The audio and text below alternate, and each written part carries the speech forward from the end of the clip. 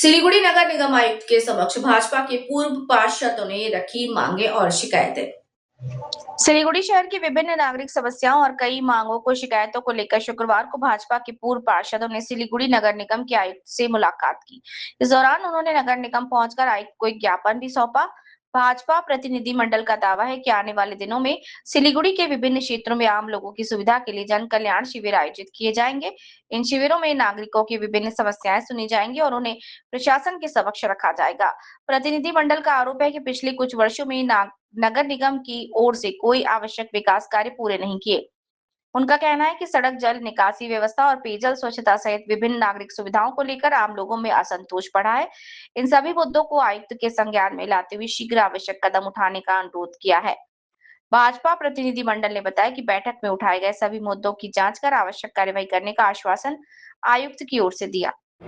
ওনারা কেন বেরোচ্ছে না বেরোচ্ছেন না আমরা জানি না। আমরা কোনো সময় কোনো কাউন্সিলর যাতে সম্মান পান আমরা মনে করি, তাদের কাউন্সিলর হারলে পরে বা কিছু হলেও আমরা কোনো রাজনৈতিক প্রতিহিংসা পরায়ণ না, কিন্তু তারা সমালোচনা করব যারা ঠিকমতো কাজ করছে না। আমরা সমালোচনা করব যে কথা বলে পৌরসভা এসেছিল সেই কাজটা তারা করেনি, এটা আমরা সমালোচনা করব। আমরা নতুন কমিশনারকে অভিনন্দন জানালাম এবং সেই সঙ্গে কমিশনারকে আমরা বললাম নতুন সরকার হয়েছে, আমরা সব রকম আপনার সহযোগিতা করব। আমাদের বিরোধী দলনেতা বোর্ড মিটিংয়ে বারবার বলেছে, কিন্তু কোনো কাজ হয়নি। অনেক সময় মানুষ জল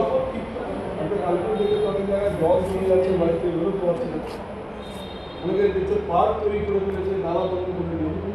আমরা সেটা নালা বন্ধ করে কোনো পার্ক হবে না, দোকান হবে।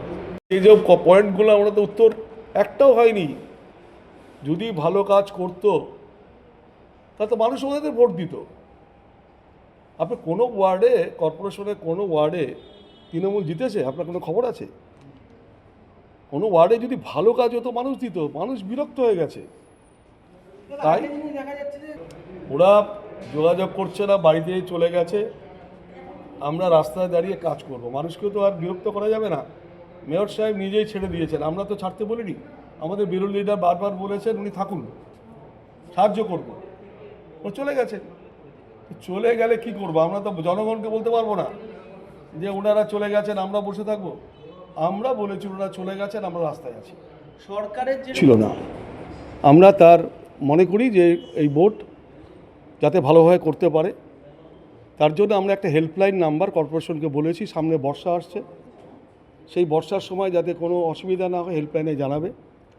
আর আমরাও প্রতিটি ওয়ার্ডে ওয়ার্ড কমিটির অফিস, যেটা কাউন্সিলর অফিস ছিল বা যেখানে কাউন্সিলর অফিস নেই, 47টি ওয়ার্ডেই আমরা জনসেবা কল্যাণ সমিতি, জনকল্যাণ সেবা সমিতির নামে আমরা প্রতিটি ওয়ার্ডেই ওয়ার্ড অফিস করব।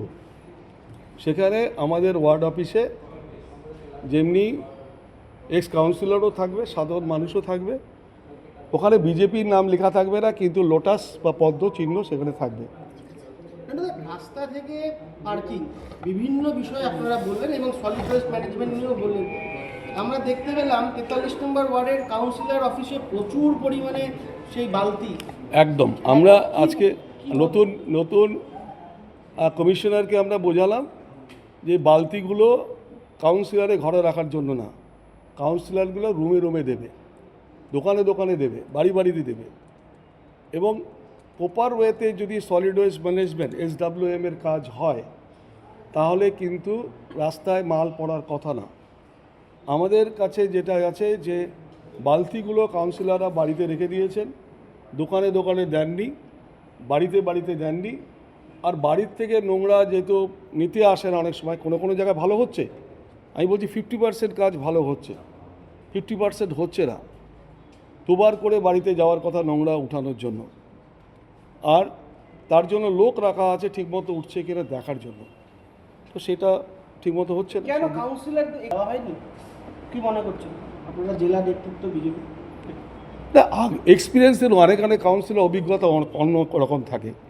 আগেরা দেখুন না, অনেক কিছু কাজ ফান্ড থাকার পরেও জলের কাজটা হয়নি। কেন্দ্রীয় সরকার জলের টাকা দিয়েছে, আন্ডারগ্রাউন্ড ইলেকট্রিক কাজ হচ্ছে ভালো, আমরা ধন্যবাদ জানিয়েছি।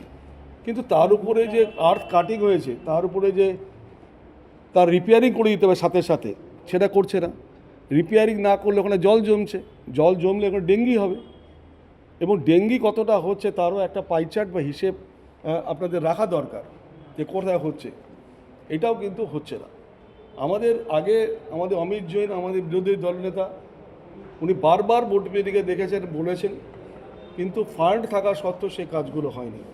তাই আজকে আমি দলগতভাবে কাউন্সিলরদের সঙ্গে নিয়ে এসেছি, এবং আমার সঙ্গে আমার অমিত জৈন, উনি খুব ভালো কাজ করছেন, উনি আর নেতৃত্বেই বিভিন্ন কাজ হচ্ছে।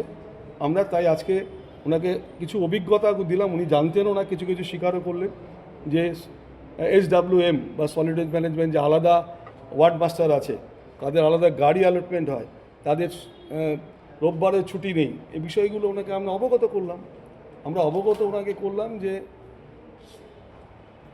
কোন কোন কাজ আপনি করতে পারেন যেগুলো পেন্ডিং হয়ে আছে। যেমন ক্যামেরায় অনেক জায়গায় অনেক ওয়ার্ডে ক্যামেরা পাস হয়ে আছে, সেই ক্যামেরাটা লাগালে পরে আজকে একটা দুর্ঘটনা ঘটছে, বিভিন্ন জায়গায় আপনারা যাচ্ছেন, মার্কেট এলাকা, প্রতিটি মার্কেট এলাকা, আগে বস্তি এলাকাতে ক্যামেরা দরকার।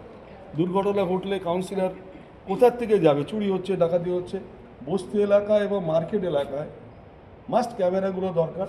এর জন্য কেন্দ্রীয় সরকারের, রাজ্য সরকারের প্রজেক্ট আছে, টাকা দিচ্ছে, সে কাজটা হচ্ছে না। এই আগের যে বোর্ড ছিল